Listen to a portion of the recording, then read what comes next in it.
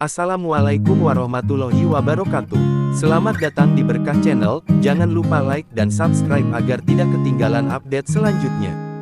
Pada kesempatan kali ini kami akan mengulas tentang asal-usul Pangeran Diponegoro yang sangat fenomenal di kalangan masyarakat Indonesia, khususnya di Pulau Jawa.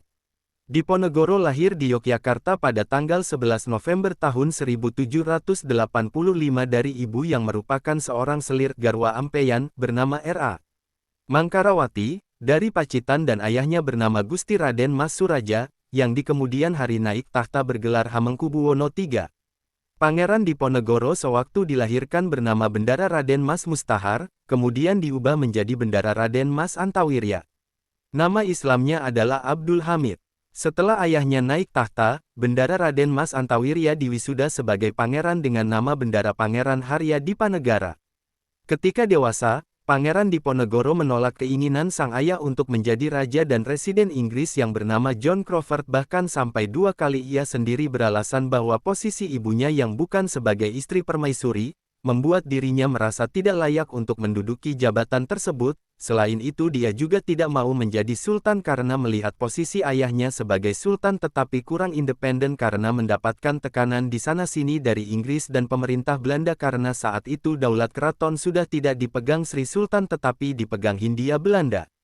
Pangeran Diponegoro dikenal sebagai pribadi yang cerdas, banyak membaca, dan ahli di bidang hukum Islam Jawa. Dia juga lebih tertarik pada masalah-masalah keagamaan ketimbang masalah pemerintahan keraton dan membaur dengan rakyat.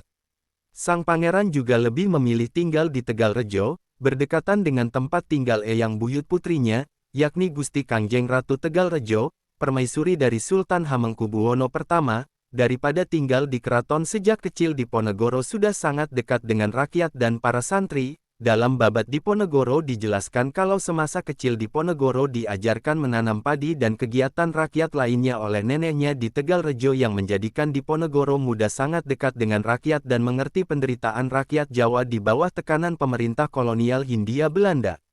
Pangeran Diponegoro adalah seorang yang menggemari kuda dan saat di Tegalrejo sebelum perang memiliki lebih dari 60 orang Jawa untuk memelihara kudanya.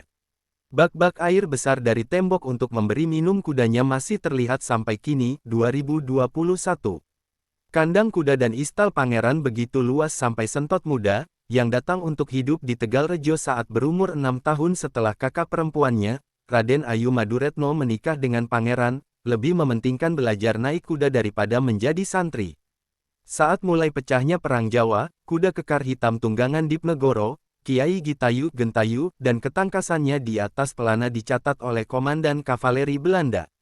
Saat perang, keahlian pangeran menunggang kuda sangat membantu dirinya untuk selamat ketika sering bisa menghindari pengejaran di medan yang sulit, terutama waktu menyeberang Kali Progo, di mana pangeran mengetahui semua area dangkal yang bisa dipakai untuk mengarungi sungai lebar itu tanpa dihanyutkan air. Pangeran Diponegoro mulai menaruh perhatian pada masalah keraton ketika dirinya ditunjuk menjadi salah satu anggota perwalian untuk mendampingi Sultan Hamengkubuwono V 1822, yang saat itu baru berusia 3 tahun.